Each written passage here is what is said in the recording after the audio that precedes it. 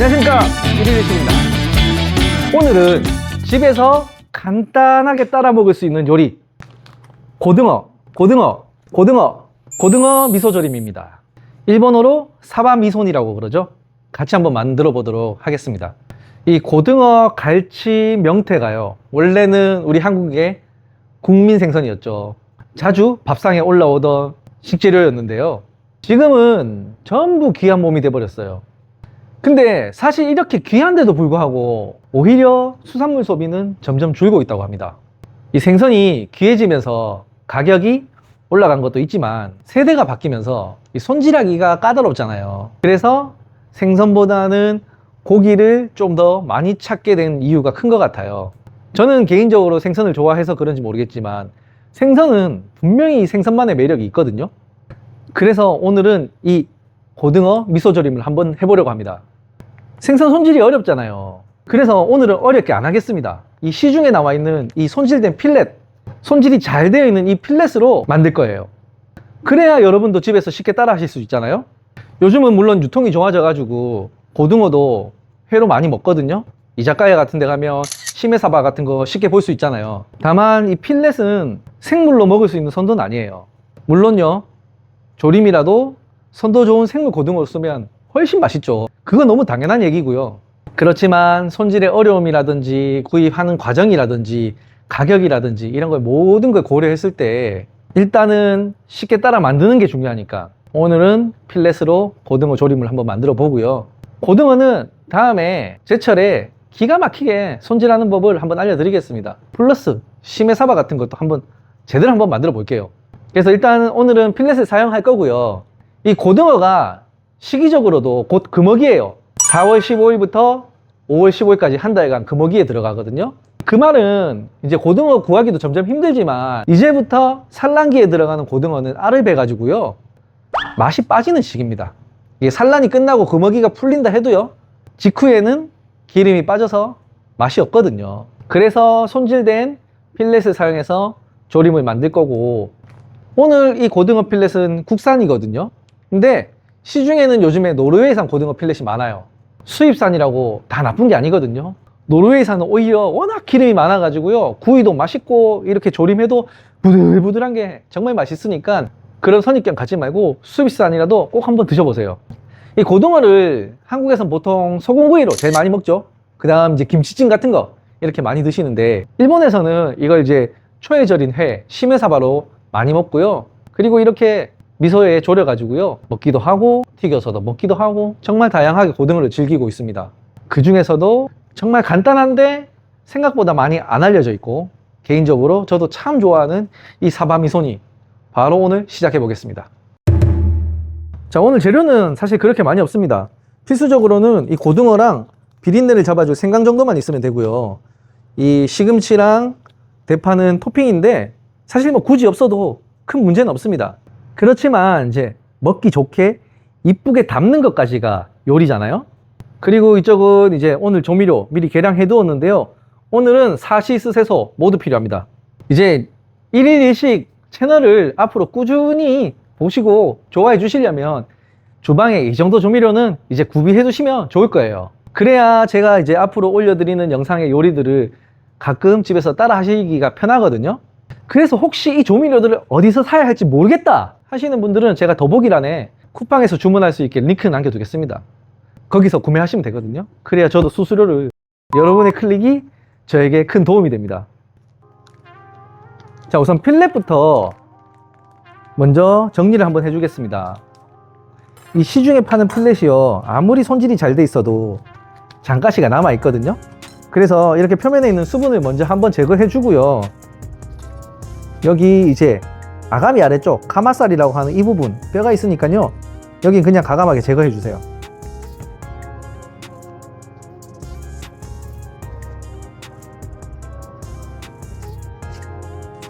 그리고 기계로 손질하다 보니까 이렇게 지느러미 조각 같은 게 남아 있거든요. 이런 거를 이제 다 제거해 주시면 됩니다. 그리고 이제 호네누기라고 하는데 이 뼈집게가 있거든요. 이걸로 가운데 막힌 뼈들을 뽑아주는 게 좋아요. 이렇게 뼈를 뽑을 때는 살이 깨지지 않도록 왼손으로 살을 살짝 누른 상태에서 지그시 당기듯이 이렇게 뽑아주면 살이 깨지지 않고 뼈만 따라와서 뽑힙니다. 이렇게 만져보시면 뼈가 남았는지 확인할 수가 있어요. 고급 요리로 갈수록 입안에 들어간 음식이 입 밖으로 나오는 거는 사실 없어야 하거든요. 물론 이제 과일의 씨 같은 경우에 어쩔 수 없는 경우도 있긴 한데 이런 디테일에 민감한 분들이 생각보다 꽤 많아요. 물론 혼자 드실 때는 뼈를 안 뽑아도 드시면서 제거를 하면 되지만 홈파티나 손님 초대 요리라면 이 과정을 해주면 참 좋겠죠. 자, 이제 뼈를 제거한 고등어는 2등분을 할 거고요. 이렇게 이 고등어는 이제 끓는 물에 한번 데쳐서 사용하겠습니다. 금방 가볍게 데칠 거라서 얼음물 같이 준비해서 물이 끓으면 일단 소금을 조금 넣으세요. 그리고 고등어는 넣어서 표면이 굳으면 데쳐서 바로 얼음물로 넣겠습니다. 이제 뜨거운 물에 이렇게 넣어서 표면이 하얘지는 거 아시죠? 시모후리. 서리가 내린다는 뜻의 시모후리입니다. 이 고등어 조림에서 시모후리 과정이 엄청 중요한 핵심입니다. 고등어도 그렇지만 개성이 강한 재료일수록 이렇게 한번 씻어내고 조리해야 맛과 향이 압도적으로 깔끔해지거든요. 고등어가 좀 비린내가 있잖아요. 그래서 이 시모후리를 하고 조리느냐 그대로 조리느냐에 따라서 상당한 차이가 납니다. 표면에 미끌미끌한 거는 얼음물 안에서 깨끗이 제거해 주시면 됩니다. 한번 씻은 고등어는 물기를 제거해 주세요. 자, 이제 깨끗하게 전처리된 고등어를 이제 넣고 조리기 시작할 거고요. 조림 순서 이제 다들 아시죠? 4그룹의 조미료부터 넣어 줄게요. 오늘 고등어는 이제 한 마리 기준이고요. 물이 일단 180ml, 그리고 이 사케도 4그룹이라고 제가 했잖아요. 물이랑 동량으로 180ml 넣어주세요. 그리고 이제 비린내 제거용으로 생강 슬라이스 넣을 거고요. 생강은 먹을 게 아니기 때문에 좀 넉넉하게 넣으셔도 괜찮습니다.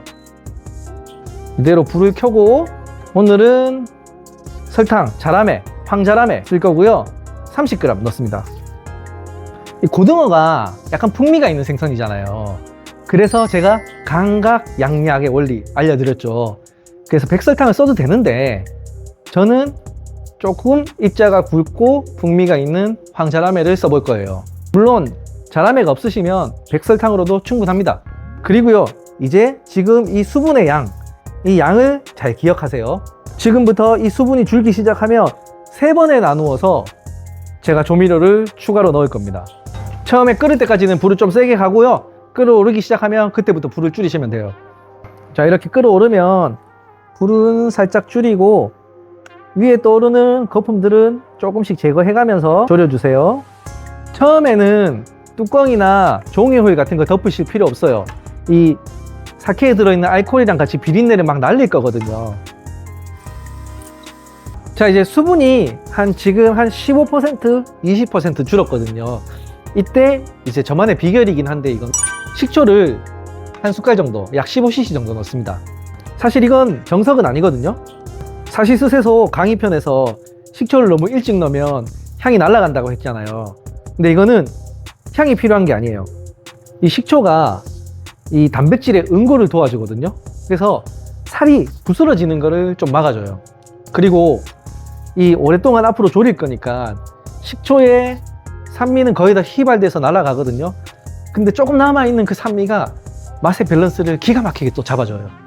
그래서 조금 쫄았을 때 식초를 넣고 다시 졸여줍니다.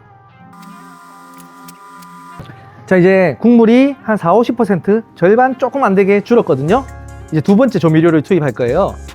여기서는 이제 코이구치 간장 한 숟갈, 똑같이 15cc 정도 넣어줄 겁니다.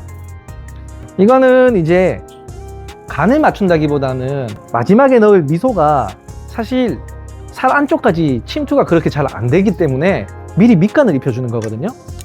미소만으로 고등어 안까지 간을 완벽하게 배이게 하는 게 사실 생각보다 조금 어려워요. 그래서 미리 간장을 넣어 가지고요, 고등어 안쪽에는 간장으로 이제 밑간을 해주는 역할인 거죠. 자, 이제 잠시 불을 껐고요. 사실 이 조림을 완벽하게 만들고 싶으시다면요, 잠시 불을 끄고 식혀주세요. 그러니까 조금 여유 있게 일찍 만들어서 껐다가 식혔다가 이따가 다시 조리거든요. 이 조림이란 요리가 불을 켜고 끓일 때보다요, 사실 끄고 식힐 때 간이 속까지 더 잘 깊게 배거든요. 이건 제 경험에서 나온 노하우입니다. 바쁘시면 사실 고등어가 그렇게 두꺼운 생선은 아니기 때문에 한 번에 논스톱으로 가도 겉면에 미소 양념만으로도 충분히 맛있게 드실 수 있는데, 이 고등어가 아니라 재료가 조금 딱딱하다든지 크기가 큰 조림을 할 경우에는 한 번에 가지 말고 어느 정도 조리다가 불을 한번 끄세요. 그리고 완벽하게 식혔다가 다시 조리면 간이 안으로 정말 잘 배어요. 그래서 잠시 고등어를 식히는 사이에 저는 위에 토핑을 이제 준비해 볼게요. 우선은 이 토핑으로 오늘 시금치랑 대파를 준비했잖아요. 일식에서 조림은 간장이랑 미소를 사용해서 색이 좀 어두운 편이거든요. 아홈이라고 해서요, 녹색 채소로 그릇에 담았을 때 색의 밸런스를 맞춰주는 게 기본이거든요. 그래서 일본에서는 이런 시금치라든지요, 아니면 튀긴 까리고추, 이런 걸 주로 사용하는데, 저는 지금 가장 맛있는 이 시금치, 이 포항초를 오늘 샀거든요. 이게 뭐 포항초, 비금초, 섬초 이래 여러 가지가 있는데 보통 노지 시금치를 이렇게 부르잖아요. 이걸 데쳐서 곁들여 줄 겁니다. 그래서 물이 끓으면 소금 조금 넣고요, 시금치는 뿌리 쪽부터 데친 다음에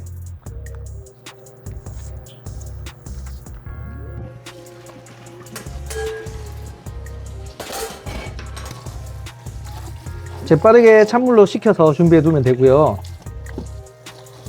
이 데친 시금치를 그냥 사용하지 말고요, 조미한 다시에 조금 담궈서 히타시를 해주세요.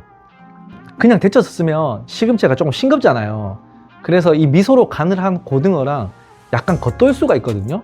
근데 이렇게 시금치에도 밑간을 해서 같이 담으면요, 고등어를 먹다가 시금치를 먹었을 때 요리의 전체적인 간 밸런스가 기똥차게 맞아 떨어지는 거죠.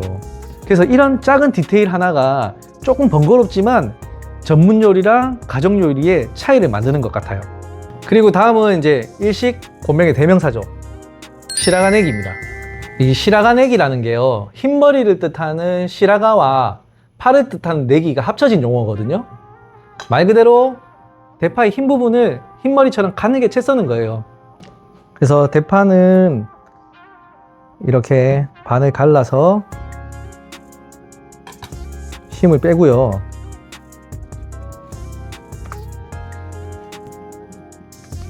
적당한 길이로 잘라서 채를 칠 건데요. 이때도 조금 더 뭔가 완벽하게 하고 싶으면 이 대파 한 꺼풀 한 꺼풀 안에 얇은 막이 있어요. 이 막을 벗겨서 채를 썰면 조금 더 아삭한 식감이 나요. 사실 저도 가끔은 대충 편하게 살고 싶거든요. 근데 이제 사실은 그게 더 어려워요. 그래서 그냥 몸이 기억하는 대로 정석대로 하는 게 오히려 마음이 편하더라고요.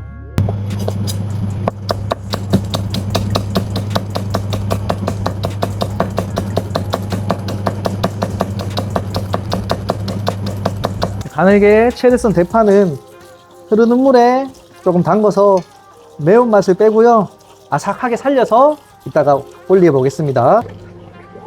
자, 이제 아까 식혀뒀던 다시 고등어로 돌아왔고요, 다시 한번 불을 켜서 이제 한 번 더 졸이겠습니다.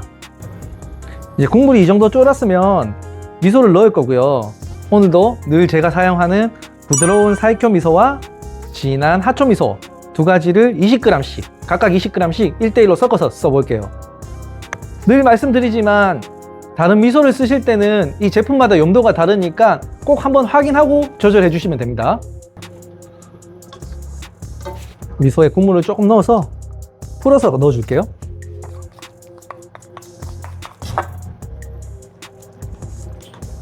자, 이제 미소까지 넣었고요. 이때부터는 조금 약하게 천천히 졸이시는 게 좋아요. 자, 이제 국물이 거의 다 졸아들었잖아요. 이제 한 30% 정도 남은 것 같은데 이제 마무리를 해야 되거든요. 이때 미림입니다. 미림을 80cc만 넣고 한 번 더 졸여주겠습니다.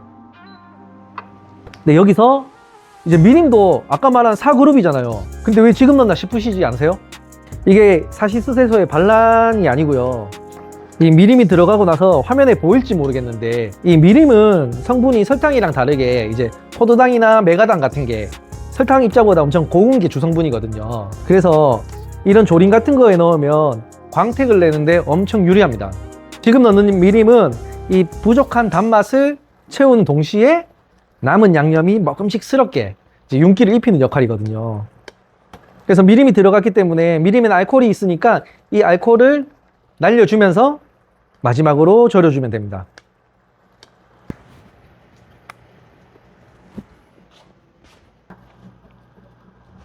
자, 이제 국물이 거의 다 졸았고요. 이제 불을 끄고 접시에 담아서 완성을 시키겠습니다. 고등어를 먼저 정갈하게 담고요.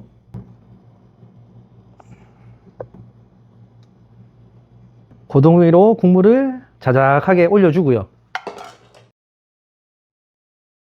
그리고 아까 히타시에 뒀던 시금치, 마무리로 시라가 내기까지 완성되었습니다. 자, 오늘의 요리 사바미소니 완성입니다.